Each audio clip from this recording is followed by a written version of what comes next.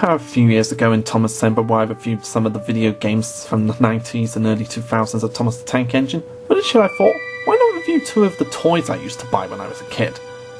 And we'll start off with Ertl. Like most Thomas fans in the 90s, I would always buy the next Ertl model to be released. And I'm here to talk about them tonight. The Ertl Company is an American toy company which formerly produced several Thomas the Tank Engine and Friends toys from 1984 to 2004. In 1984, when the die-cast models were first released, they had the characters with sticker faces rather than plastic faces that we know them to have today. This went on until 1992. Then in 1993, they started to produce some proper faces for the characters, using plastic materials to create the faces to make them look more three-dimensional. And this went on throughout 1993 to 1999. The 2000s was the beginning of a revamped packaging for Thomas the Tank Engine Ertl models.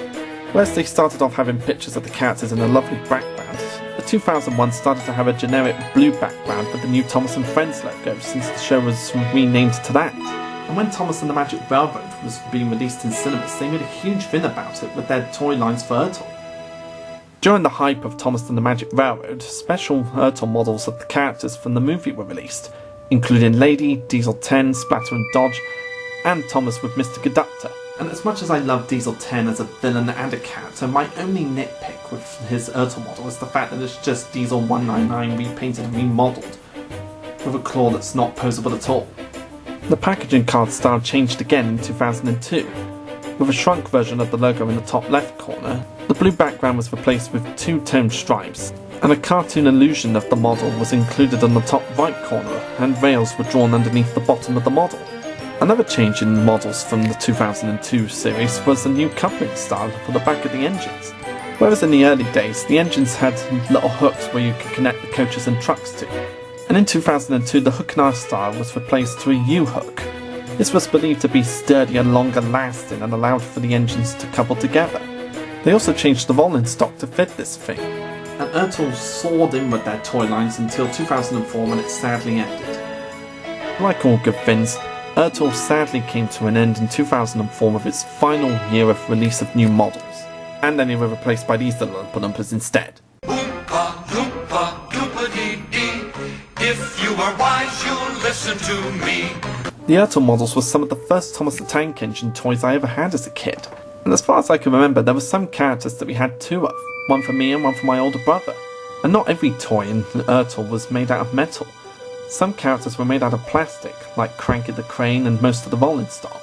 Another thing that people loved about the Ertl models was the fact that they sold characters from the TV series and the Railway series. Okay, they didn't do all the Railway series characters, but it was still quite a good selection when you look back at it. Various characters in the Ertl range were actually Railway series characters that were never introduced to the TV series. So we got pretty much all of the mountain engines.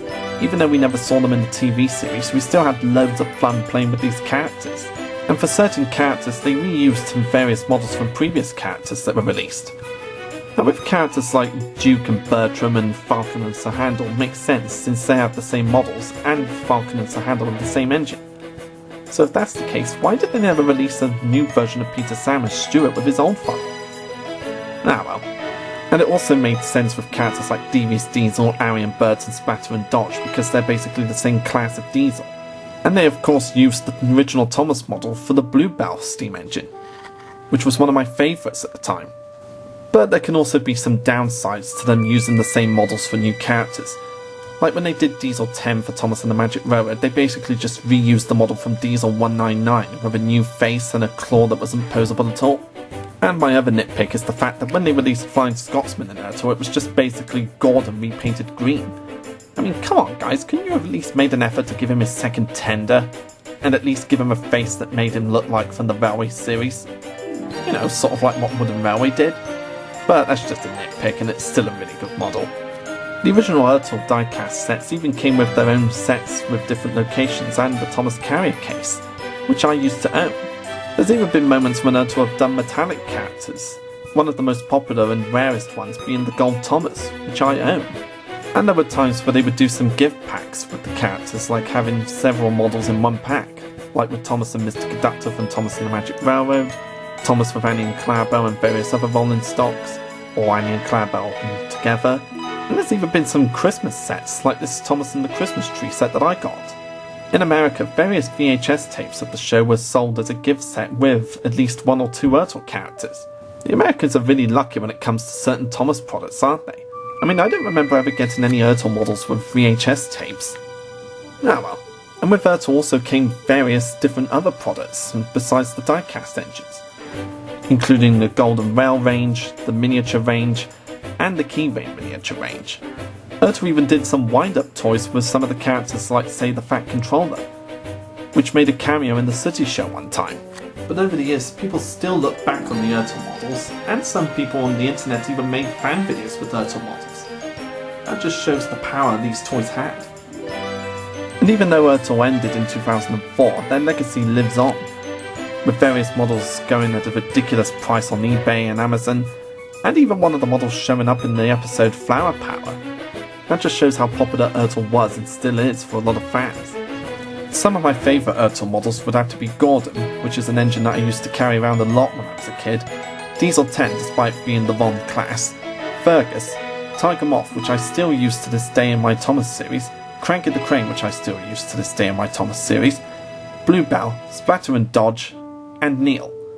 These models have also been really popular with various fan videos you see on YouTube, especially since I use a couple of them in my Thomas series, like obviously Cranky the Crane and Tiger Moth and a few road characters.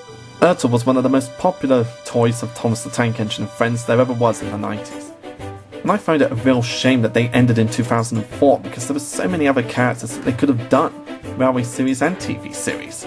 And if they hadn't ended their reign of toy lines, then who knows how bigger Ertl could have got than it already was.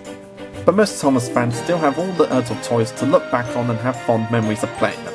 And if you have Ertl models of your own, I'd say that they're definitely worth keeping for sentimental and nostalgic value. Especially if you've got the golden and silver Thomases, because they could be worth a fortune in the near future. And like many Thomas products of the past, present and future, Ertl is one of those popular Thomas the Tank Engine toy ranges that will never go away from our memories anytime soon.